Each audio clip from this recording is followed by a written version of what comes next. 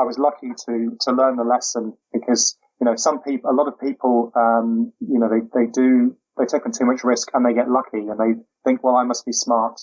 They don't actually realize that an unexpected gain is actually as dangerous as an unexpected loss because you're really only the flip of a coin away from one or the other. Better System Trader, episode 70. Welcome to Better System Trader, the podcast to help systematic traders of all levels improve their trading. We'll give you loads of expert tips and practical advice on system design and validation, money management, trading psychology, and many other topics. Whether you're just starting out or a savvy systematic trader, we're here to help you improve your trading and find more success. This is Better System Trader with your host, Andrew Swanscott.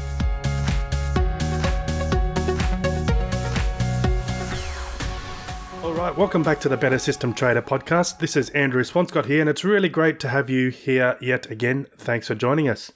Now, as you heard from that very short soundbite at the start, today we're going to be talking about risk management. The mere muttering of these words can sometimes send some traders off to sleep. So yeah, sure, it's not as sexy as the latest indicator, or the penny stock poised for an explosive move, or that trading guru who appeared from nowhere and is now promising to share the secrets to making million-dollar profits overnight. But there are a whole host of risks that have the potential to destroy trading accounts in just seconds. So, risk management is an incredibly important topic for serious traders to consider. Now, fortunately, or perhaps I should say unfortunately, we have plenty of examples in history that demonstrate what happens when risk management goes bad. So, what can we learn from these and how can we best protect ourselves from catastrophic losses? Our guest for this episode, Robert Carver, is an independent systematic trader, freelance writer, and research consultant. He spent years working for one of the world's largest systematic hedge funds and is the author of Systematic Trading, a unique new way to make investment and trading decisions. For those of you with a great memory, you may recall that Rob has been on the show before, so it's good to have him back again to discuss something different. In this episode, Rob shares with us the different types of risk we face as traders, including some hidden risks that can destroy trading accounts in seconds, what can go wrong when risk management goes bad, and we have some really great examples in history to learn from there. He also shares some common mistakes and assumptions that traders make about risk management that can lead to heavy losses, and then also some tips and techniques to identify and manage risk. So the information Rob is going to share with us could literally save our trading accounts from disaster. So let's get straight over to it, onto our chat with Rob. Hi Rob, welcome back to the show. It's really great to have you here again. Yeah, it's great to be talking to you again, Andrew. It's quite a while since we last spoke. Yeah, it has been actually. So I had to look it up, and it was way back in episode 26, which was just after the release of your systematic trading book. And I think that was around September 2015. Is that right? Yeah, that's right. It seems appropriate. The topic today seems appropriate, given the last 18 months have been quite interesting.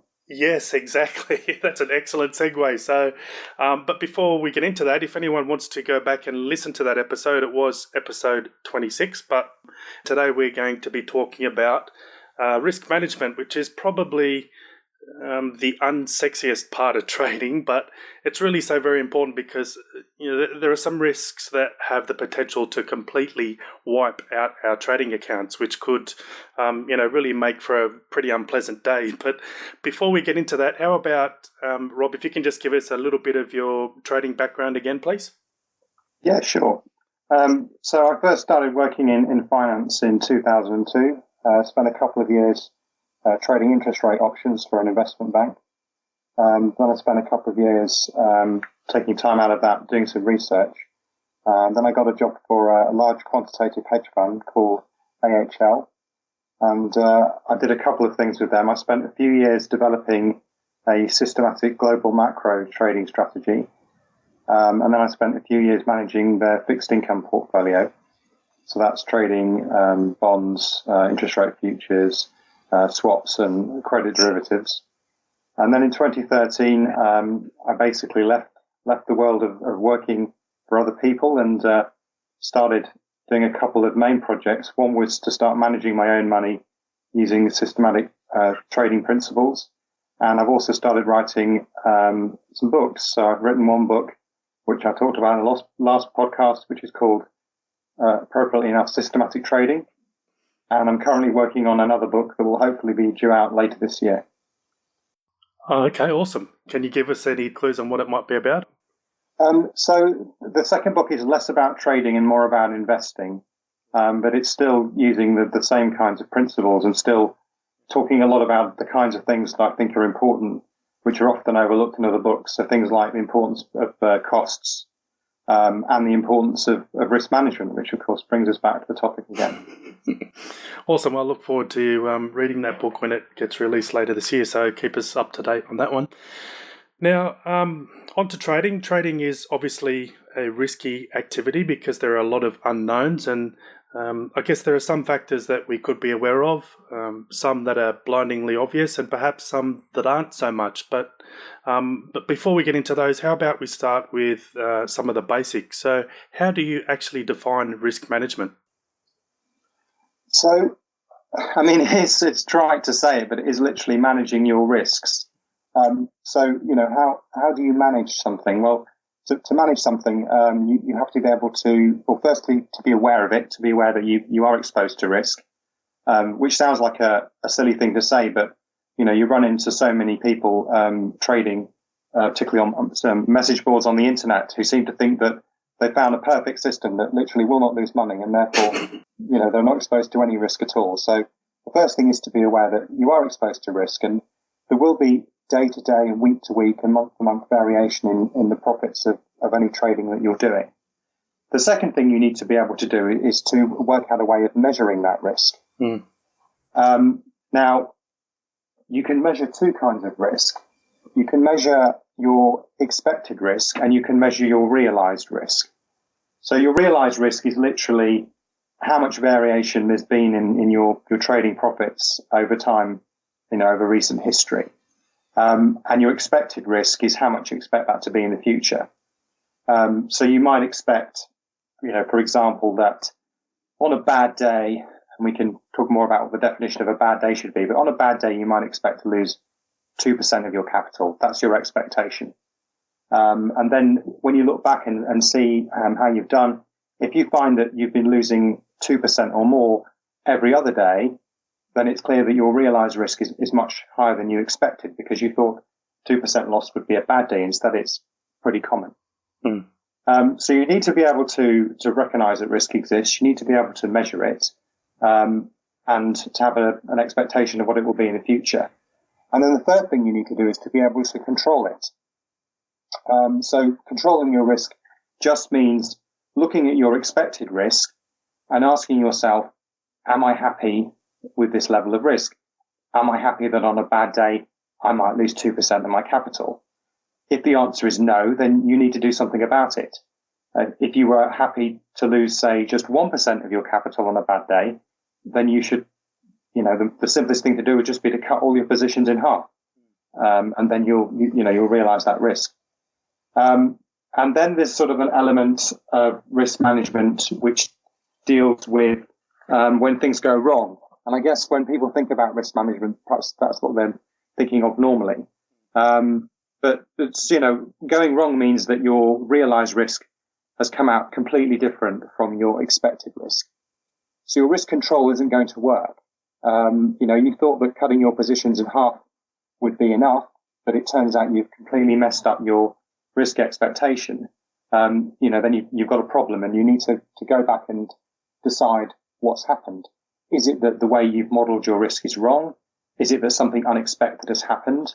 Something genuinely unusual and rare? What are you going to do about it? Should you modify your risk model?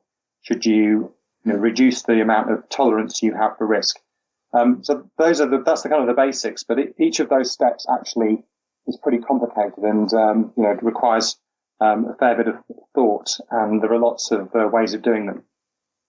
Yeah, okay, cool. All right. Well, I think we might touch on a couple of those steps very soon, but let's just have a look at risk a little bit more. So can you give us an indication of the types of risks that we may be exposed to as traders?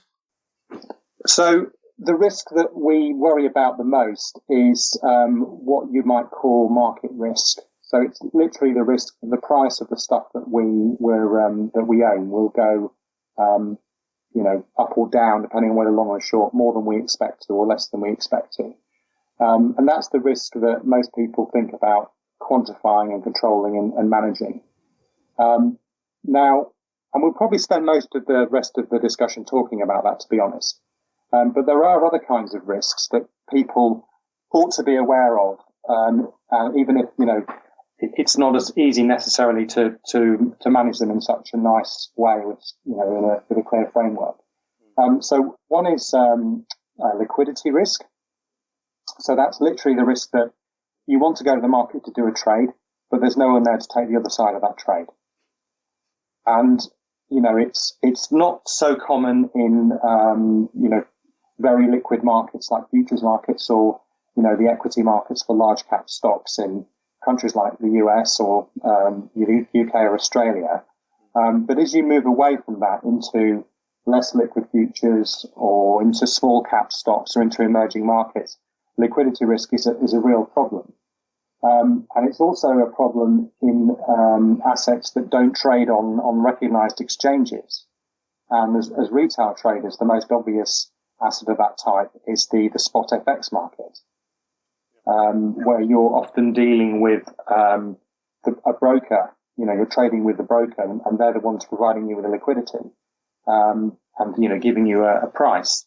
And there's nothing to stop them from suddenly saying, you know what, I'm not going to offer you a price anymore, or I'm going to offer you a spread so wide that if you do come to trade, it's going to cost you a lot of money. There's been a few examples of that recently, and in the UK we had in September last year, I think it was around that time, we had a little flash crash of our own in cable, the pound dollar exchange rate, and anyone trying to trade cable through their retail brokers, a lot of them found that they just stopped quoting prices because no one knew where the market was for sort of that 20-minute period. And a similar thing happened to the Swiss franc and the euro in January 2015, just a couple of years ago now. So liquidity risk, most of the time we can kind of ignore it, but even in relatively highly traded things, there are sometimes these huge shocks that come into the market and everyone just runs away and no one's there to trade with you.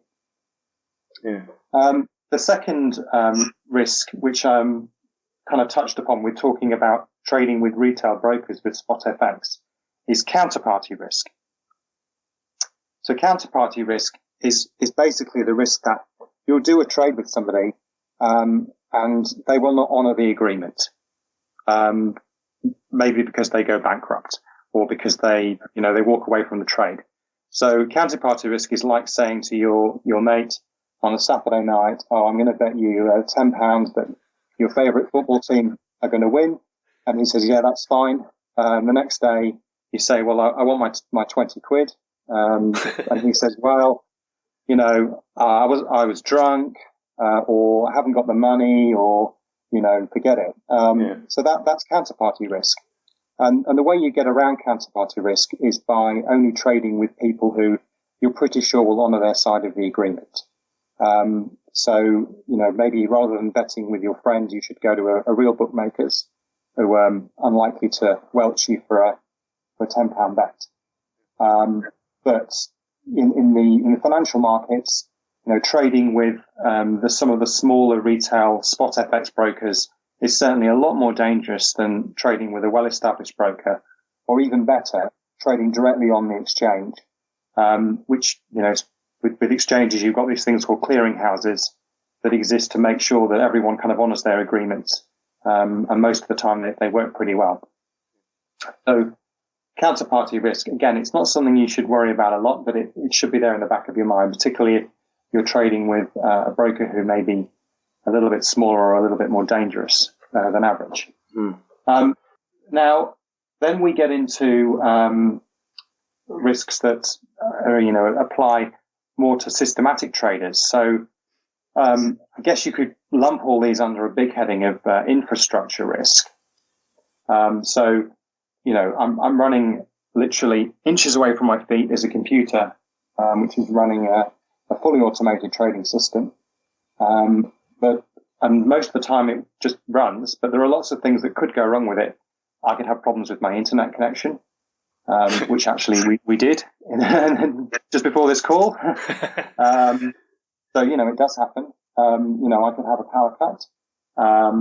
I could have screwed up my code somewhere. There could be a mistake in my code I don't know about. There could be a problem with the code that the stockbroker at the other end of the internet connection is running. So his code could go wrong. There's all kinds of things that can go wrong with this connection. And these things happen when you're trading in a old school way of picking up the phone and speaking to somebody.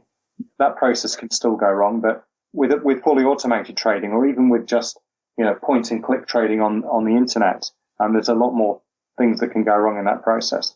So the main risk is market risk, but that doesn't mean to say we should just ignore these other kinds of risks as well. So now, as systematic traders, there is another kind of risk which we should be aware of, but most people don't think about, which is model risk. So when you're trading systematically, you must have some kind of model of how the markets work, of how prices interact and move up and down, and how predictable they are. Now, if your model is wrong, then you're going to lose money. It's as simple as that. And you might, worse than that, you'll end up losing more money than you expect. So this comes back to this idea of realized versus expected risk. Risk management isn't about avoiding losing money. You can't do that. You're always going to be exposed to risk. You have to recognize that it exists. But there is a problem if you get your expectations, your realizations wrong. So there's actually a way of splitting model risk into two different parts. So if you're trading fairly normal vanilla financial instruments like equities or futures, then they're kind of worth what they're worth. Now, if you're trading things like options or anything more exotic than that, then there is actually some uncertainty about what the valuation is. And there's actually different valuation rules that people use to value these different instruments. So sometimes if you're speaking to someone in the sort of more mathematical end of finance, you say to them, I'm really worried about model risk. They will assume you're talking about this kind of risk. Now, it's a relatively minor problem for most systematic traders, because we're primarily concerned with betting that the market's going to move in a particular direction.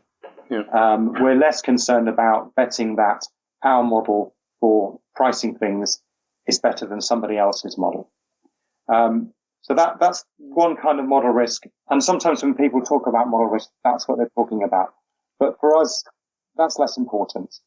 Now, a much more important part of model risk goes back to what I was saying at the beginning, which is when I was saying you have to be able to measure risk. Now, to measure risk, you have to have a model for doing so. You have to have a model for saying, what do models do? Models basically summarize very complex systems. Yeah. The market's a really complex system. It's made up of hundreds of thousands of different things that are trading, and millions of people are trading it, and the prices move in all kinds of ways. So to do anything sensible, to be able to measure our risk in any sensible way, to be able to have some expectation about what our risk will be tomorrow, how much money we may lose, we need to be able to model all of that information into something.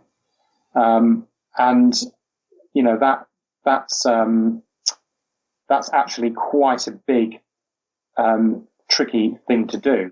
And the way you do that has quite a big impact on how you end up risk managing your trading system. So that's another type of risk that, so people think about market risk, they think about losing money. There are these other risks I've talked about, counterparty risk, liquidity risk, infrastructure risk.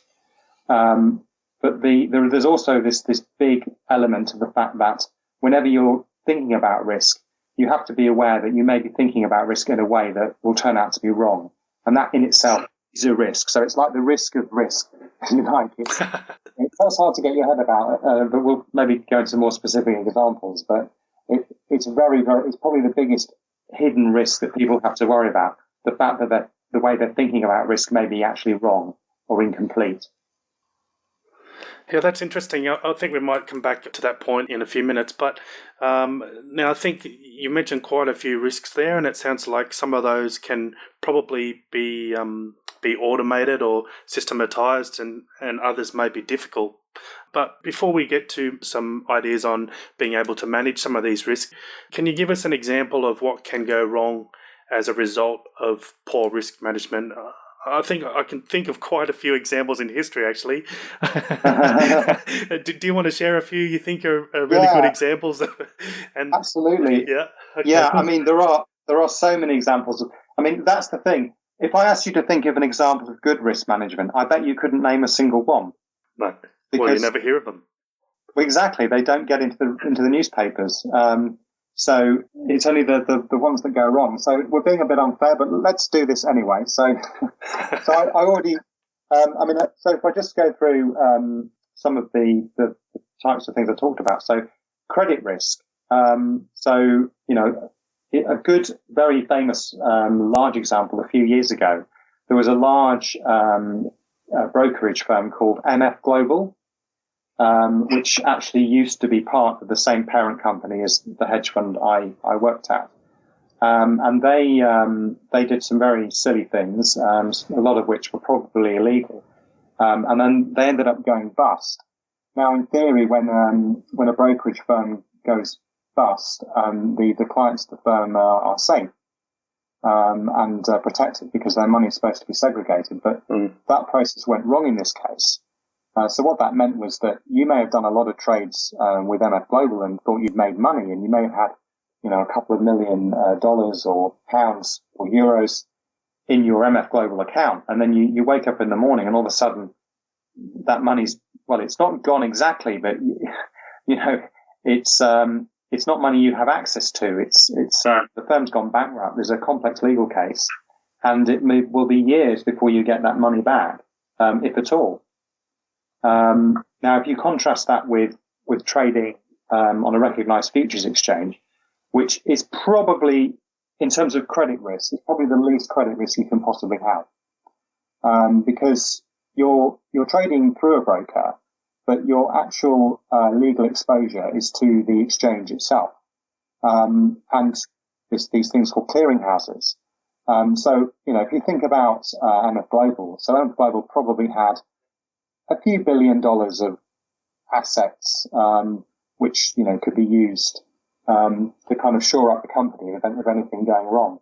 These clearinghouses have access to hundreds of billions, if not trillions of dollars of assets, because, they're centralizing all the clearing done in, this one clearinghouse in the US that does all the clearing in the US. So it's got huge exposure. It's also got huge assets standing behind it. It's a much safer bet.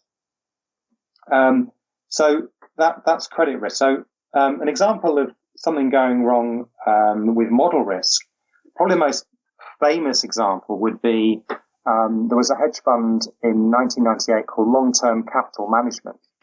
Hopefully most people have heard of. If you haven't, then go ahead and Google it. Now, these guys made assumptions about the way that prices would move relative to each other, which is a big part of any model of risk.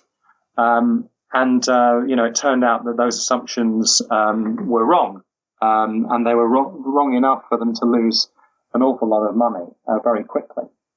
So that's a very famous example of model risk, of the risk of your model going wrong, if you like. Now, the other kind of model risk I talked about was when, you're trying to price something and you don't really know whether the price is correct, which, as I said, isn't too much of a concern for systematic traders. But actually, you could argue that model risk caused the financial crash of 2008, because the crash was caused, or ground zero, if you like, was the US mortgage-backed securities market. And these mortgage-backed securities were all being priced using a particular kind of model called a Gaussian copula. And all you need to know about a Gaussian copula was that it was a bad model. It was a model that underestimated the inherent risks in these products. And these products grew to be such a large part of the financial system that when everyone realized that instead of being worth $100, they were only worth $90, that was enough to almost go to the brink of wiping out the entire global financial system. So that's a pretty extreme case of what can happen when risk management can go wrong. The final kind of risk I talked about was infrastructure risk. So a good example of this is a few years ago, there was a US market making firm called Knight Capital. So they were running not quite the same as what we think of as high frequency trading, but they had trading strategies that were doing very large numbers of trades very quickly, fully automated. They released a new version of their code, their algorithm, onto their trading systems. And 5 minutes later, they pretty much wiped out the entire capital of the firm. Basically, this thing had bought when it should have sold and sold when it should have bought. Whoops. So some guy somewhere forgot a minus sign, I guess. The end result was, because this thing was trading so quickly, it lost money incredibly quickly before anyone realized and managed to turn the thing off. So, that's an example of when infrastructure risk can really hurt you.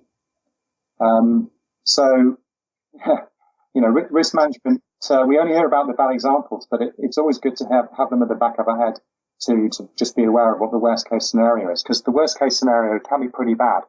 None of the people listening to this program are likely to wipe out the entire global financial system due to their own poor risk management. But you could certainly end up losing all the money you have, which from a personal perspective is about as bad as it gets. Yeah, so all those examples were pretty big examples, I guess, in the institutional world. But what about at my kind of level, like the common mistakes that retail traders make with their risk management? What do you think that some of those common mistakes that they do make? So I think the biggest problem people make is their risk management is either too simple or too complicated. So let's think of an example of risk management that's too simple. So, there are people out there who will trade, and they'll be trading. I'm going to talk about futures because, I'm more familiar with them, but you can apply these things to equities too. There are people out there who will trade, they always trade 5 futures contracts. So, they want to bet on US interest rates rising, then they will sell 5 euro-dollar interest rate contracts, or they might sell 5 US 30-year bond futures contracts. Now, the risk involved with holding 5 US euro-dollar futures contracts is a lot smaller than the risk involved with holding 5 US 30-year bond contracts. Because 30-year bonds are, without getting into the maths, they're much more exposed to interest rate movements than the Eurodollar contracts are. These guys are making a pretty fundamental error. They're just completely unaware of the fact that these things have different risks. You can really kill yourself very quickly doing that. Because, you might, for example, start trading S&P 500, and you trade it for a while. You're trading the E-mini S&P 500 contract, which isn't big. You got kind of your gains and losses on a daily basis, which I would call your realized risk. So you're comfortable with it, and you're trading maybe 5 contracts of this thing, and then you go and trade something like crude oil or gold, and you stick to trading 5 contracts, and all of a sudden, instead of making or losing, a few $1,000s a month, which you were comfortable with, all of a sudden you're exposed to, 10 times that risk or even more, just because you were completely unaware of what you were doing.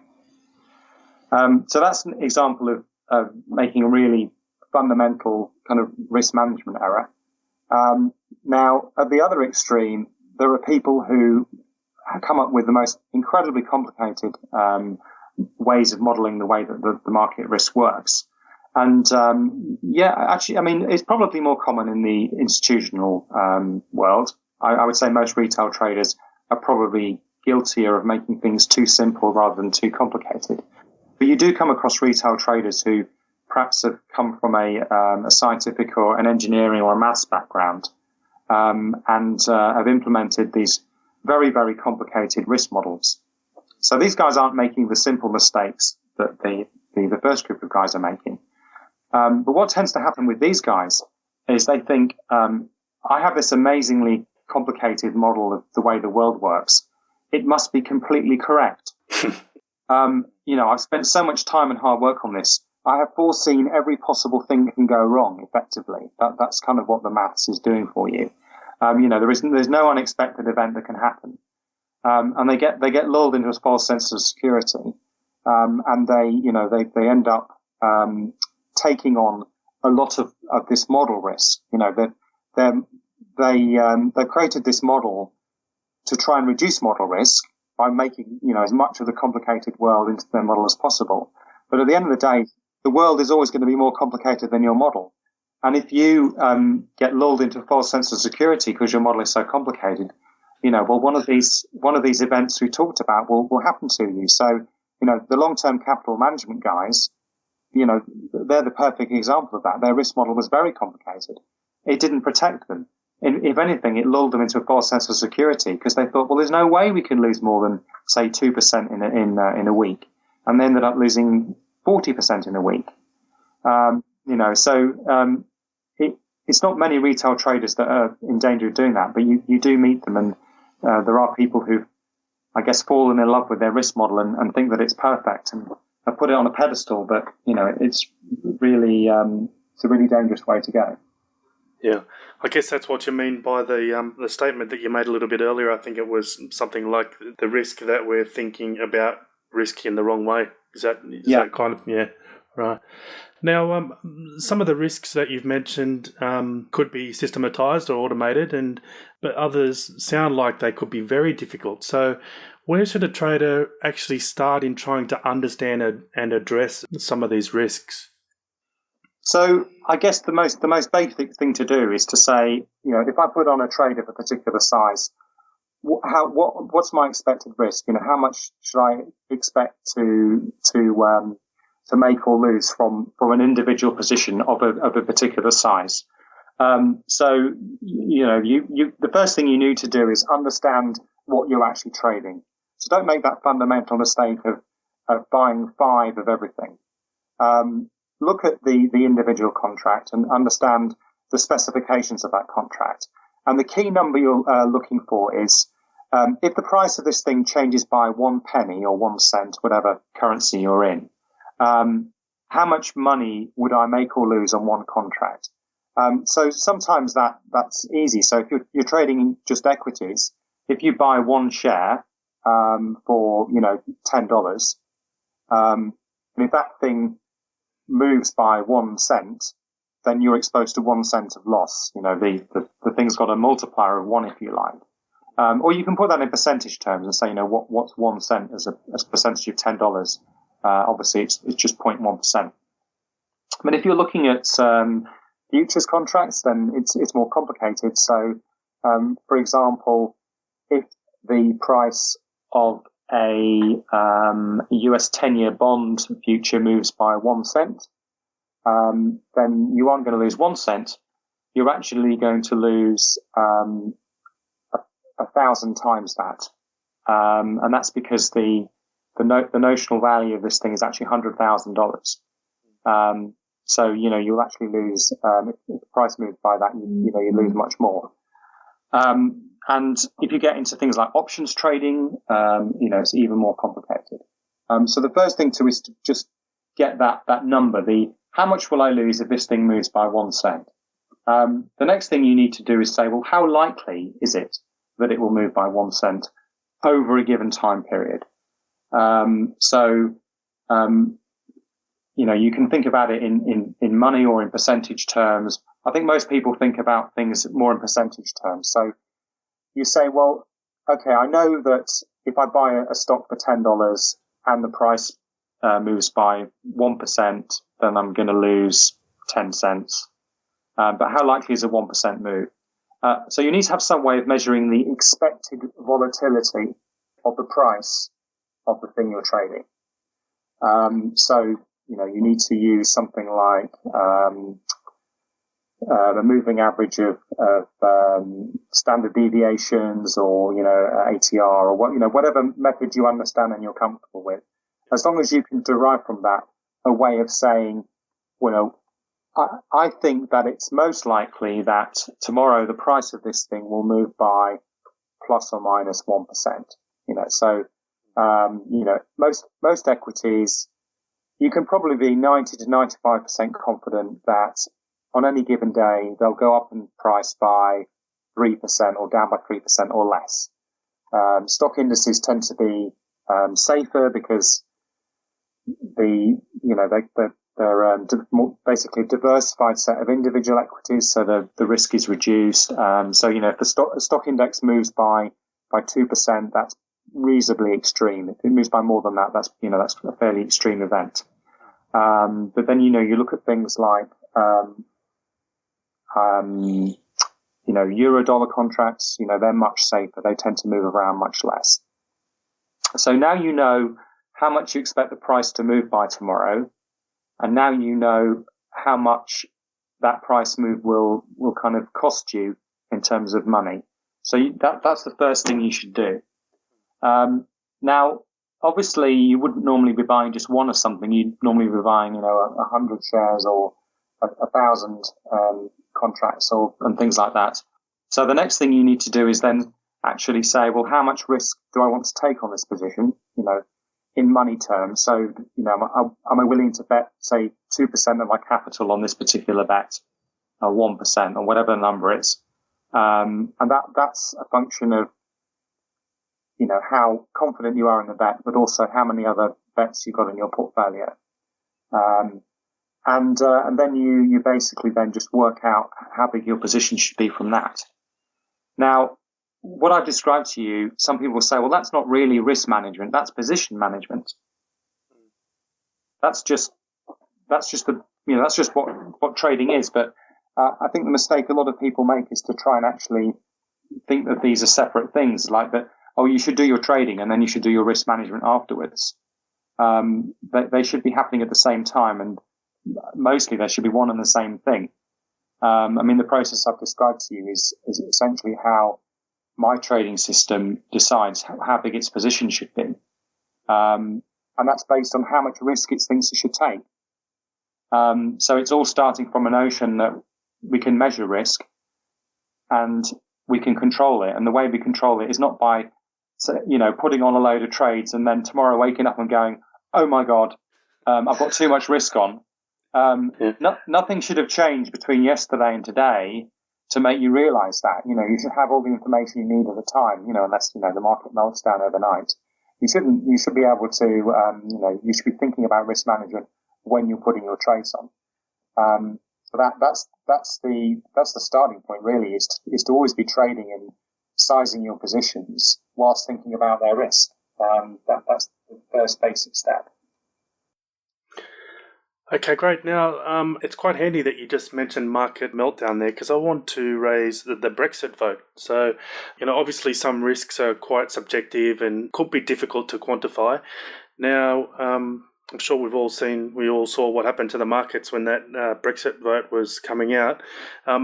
Just shortly after that event, I released a podcast episode where I interviewed a handful of traders, and I asked them how they actually prepared for that, and I got quite a mixed group of responses. Some reduced their market exposure by closing positions, or some switched off their strategies or a selection of them, and some continued to trade right through it. So what do you think about these type of scenarios? Is there a place for like a discretionary override when a risk like this presents itself that can be difficult to quantify?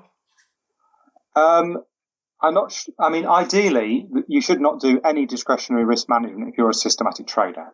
So that means that, however, that your system needs to understand or have as good a forecast as possible of what expected risk is likely to be. Now, the expected risk of a market in normal periods is completely different from the expected risk of a market the day before, a potentially, epoch-changing decision like Brexit. It's completely different from the risk normally, even before something that happens very regularly, like an economic release, like a non-farm payroll number. Now, most of the time, the way that people work out what their expected risk is by looking at what the risk has been recently.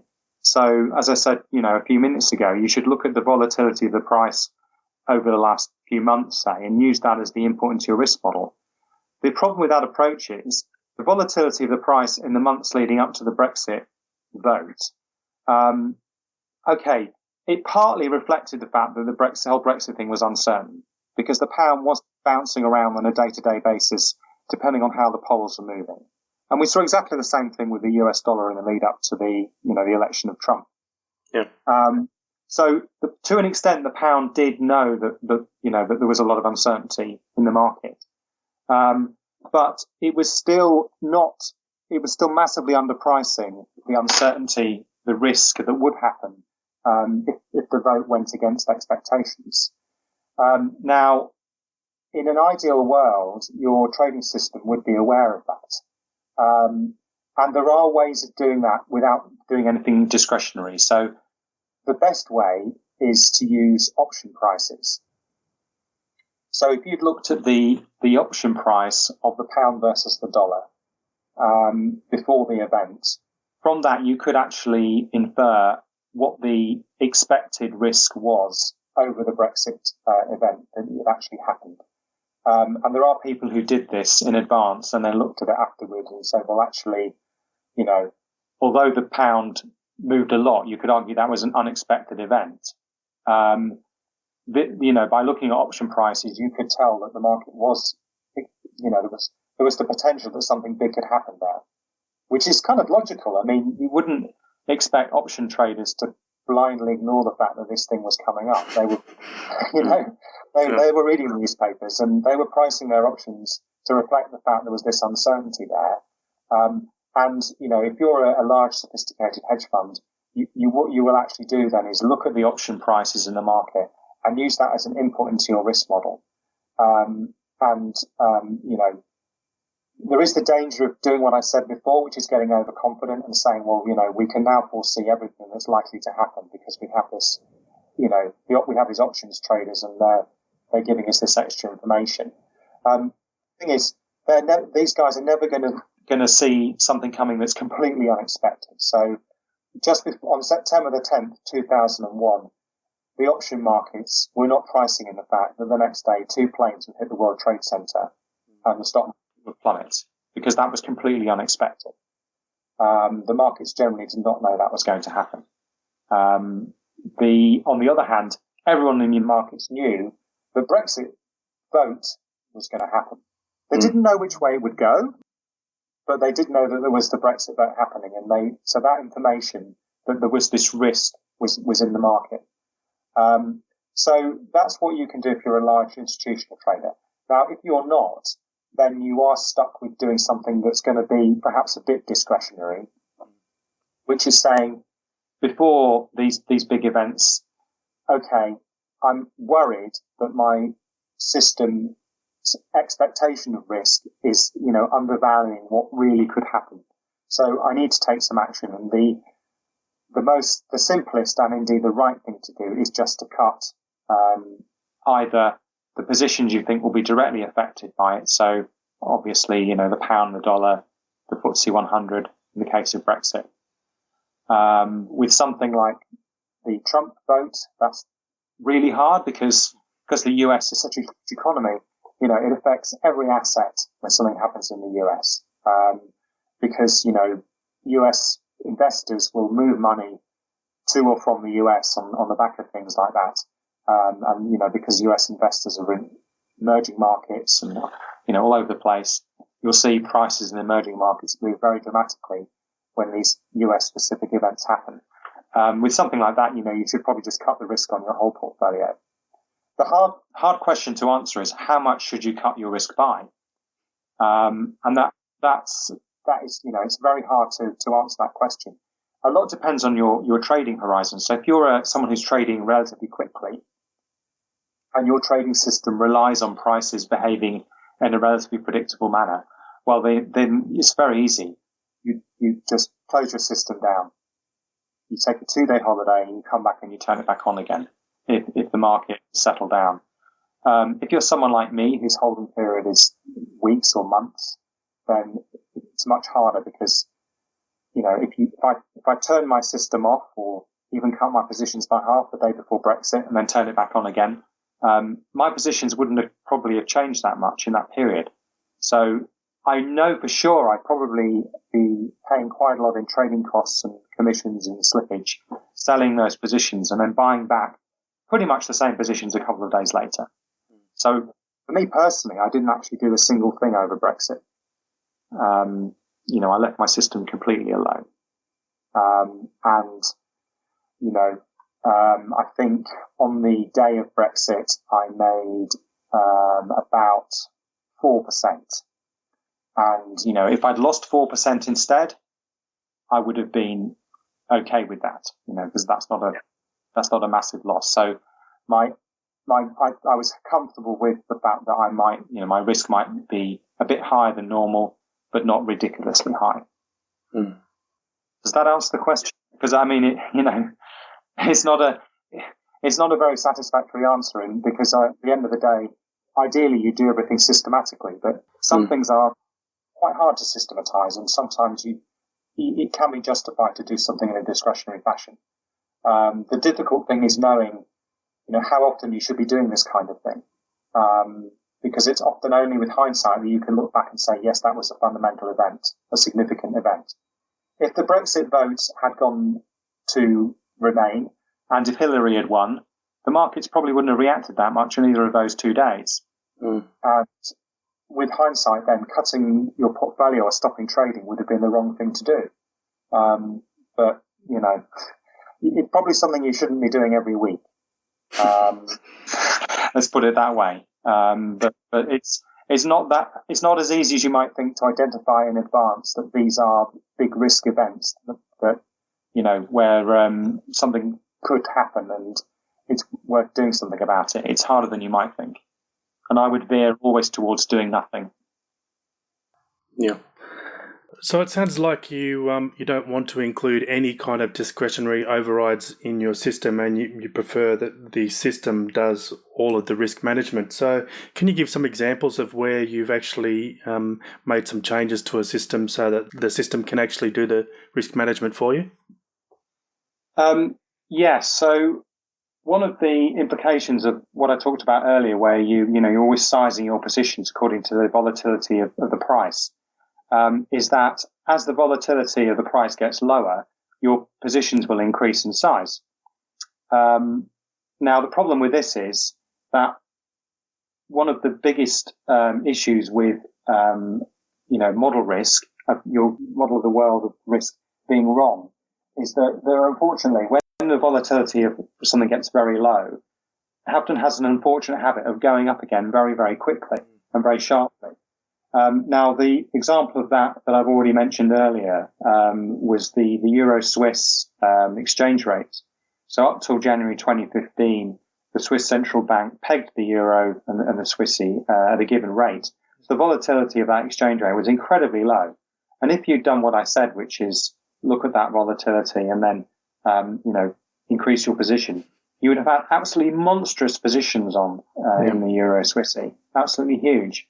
And then in literally one day, or in 1 hour actually, your entire capital would have just evaporated because that market moved many times more than the sort of naive risk model knew it would.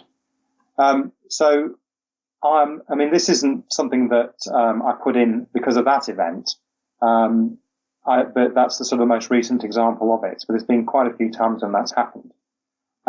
So a very simple approach to take is to say, well, actually, I'm going to look at the volatility of the of the price now, but I'm also going to compare that to the volatility historically. So if the volatility historically was, say, 10% a year, but the volatility now is only 1% a year, then I've got to be asking myself, okay, well, there's a reasonable chance that that thing will pop up from 1% to 10% again. Yeah. So what I can do is then apply a volatility floor. In other words, I won't allow the volatility estimate I'm using to go below a certain level, which in practical terms means there's kind of a limit on the size of position I can have, even as volatility gets lower and lower and lower. So in that particular case, it might be that I look at the last few years and I say, well, the average is 10%. It's pretty unusual it goes below 5%. Therefore, I'm going to assume the volatility is 5%, regardless of what it really is.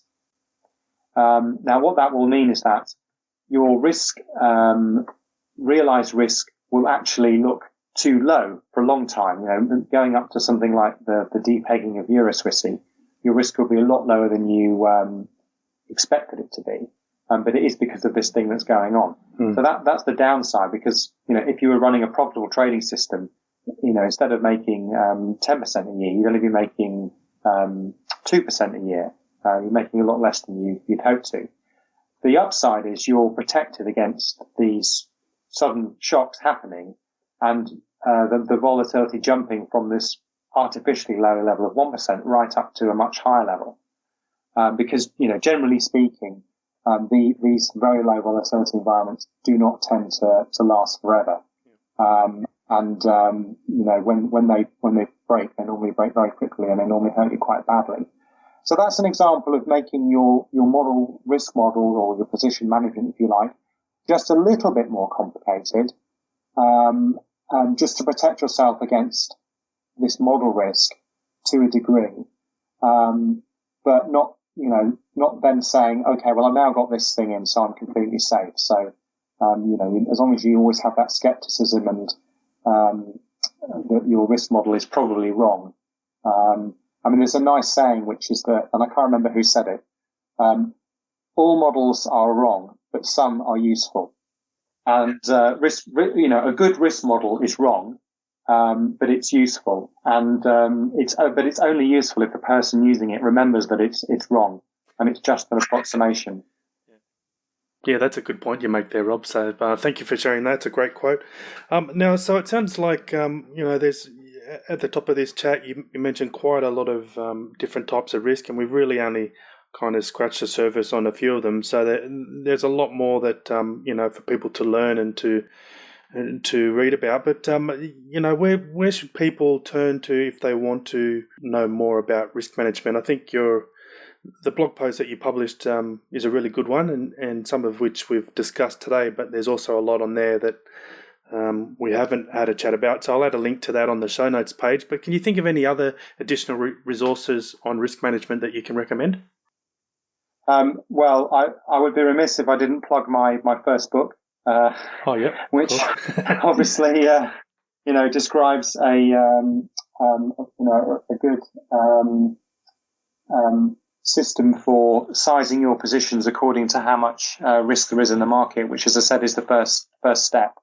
And the other thing that covers, which we haven't talked about here, we talked about the risk of individual positions, but actually you have a portfolio of these positions, and depending on what your positions are, your risk may be increased or decreased. So, you can have a lot of positions which are hedging each other's risk off, and therefore your portfolio looks quite safe. Or you could have a portfolio where you're making the same bet over and over again, which is actually potentially very risky. So it's important to understand the situation you're in. I would recommend reading some of the good books available about some of the disasters we talked about. So there's a good book on long-term capital management called When Genius Failed. Yep. There's a good book about, there are many good books about the financial crisis. What went wrong, I'm sure most people don't need reminding. A good book about risk, which is pretty non-technical and quite good fun to read, is a book called Against the Gods, The Remarkable Story of Risk. by a guy called, I think it's Peter Bernstein. So that's probably a good starting point for someone who doesn't want to dive straight into lots of algebra, because a lot of books on risk management are quite technical. If you read that book, that's got a good set of further reading if you want to dive deeper into the subject. Mm. All right, cool. Thanks, Rob. So, as you know, I usually wrap up the chat with a few quick closing questions that are kind of general trading questions, but I might give them a little bit of a twist today and make them specific to risk management. So, the first one, what's the biggest lesson you've learned through risk management? The biggest lesson is going back to what I said earlier, which is that it's about, I think risk management is a good term because some people talk about risk control. Control implies that you absolutely can decide definitely what's going on, and we talked about some of the famous and public disasters that have happened, but in my own trading I've had many minor, fortunately non-public disasters which I could talk to you about, but from each of those, the main lesson I learned was that the unexpected will always happen, that's just the way it goes, and there's never. It's always worth bearing that in mind. I mean, it is an important lesson to learn, I think. Yeah. Okay. Do you want to share any of those now? We've got a few minutes to spare. I'm intrigued. I wouldn't be able to remain completely anonymous with respect to that. Actually, when I first started doing my own automated trading, I kind of set up my system to take a particular level of risk. After a few months, I realized that that was a level of risk that I was actually uncomfortable with. It was too high. It was too much money. It was theoretically correct, but practically, it was way too much, taking on way too much risk. And my concern was that if that system started losing money quickly, I would be inclined to panic, and to turn it off or to interfere with it in some other way, which, as I've said, is very much against my principles. So even though it wasn't theoretically optimal, I actually reduced the amount of risk I was taking on my system to the point where even on a really, really, really, really bad day, the temptation to turn it off wouldn't be there. So I was lucky in that during those few months I actually made money, and so ended up making more money than I would have done had I been more sensible to begin with. But I was lucky to learn the lesson, because a lot of people they take on too much risk and they get lucky and they think, well, I must be smart. They don't actually realise that an unexpected gain is actually as dangerous as an unexpected loss, because you're really only the flip of a coin away from one or the other. There was a hedge fund manager in the UK who made, I think, 40% on the day of Brexit, 40% in one day. Wow. Everyone's going, well, this guy's a genius. And I was thinking, well, this guy's an idiot. Yeah. Because his risk management is completely out of control. Either A, he genuinely thought that was a reasonable risk to take, in which case I think it's irresponsible, or B, he massively underestimated the risk of his portfolio, and perhaps he thought he was exposed to a 5% loss. He then made a 40% gain. Well, there's something wrong there. You need to go back and learn a lesson of that and say, well, my risk management is out of control. And I certainly did that a few years ago, and made money and then reduced my risk because I realised that I had too much risk on. Yeah, you also make a good point there, kind of indirectly. You want to think about these things before it hits the fan. You don't want to, find out in the middle of a crisis that you can't handle it. So I think your approach of thinking about that kind of stuff before, because you're concerned that you might panic when it does go a little bit south, then I think that's probably a wise decision and a good point for everyone to take notice of. I agree. All right, thanks, Rob. So one final question then. What's the best way for listeners to get in touch with you? So probably the easiest way is if you go to my blog, which I'm going to have to spell, is QOPPAC.blogspot.com. Yeah. I mean, or if you just Google Robert Carver Trader, I'm pretty sure I'm the first thing that comes up. But if you go on, you can find my blog on the internet and then click on the About Me page. There's links to all my different social media profiles and things there, so you can get in touch with me there. I guess you could put a link on your website too, right? Oh, yeah, I will do that. I've always wondered how you came up with that website name. Does that actually mean anything, or? It's the name of the very first trading strategy I developed. And it's originally it's derived from a Greek letter that was stopped being used about 3,000 years ago, because all the good Greek letters were already taken. So everyone's taken alpha and beta and delta and gamma. So I had to go with something a bit more obscure. Okay, all right, cool. All right, well, thank you very much for that, Rob, for chatting to us today about risk management. I think it's a really important topic that all traders need to consider, but it's probably something that isn't discussed enough. So, yeah, thank you very much for raising those risks with us today. Now, is there anything else that you'd like to mention before we wrap up?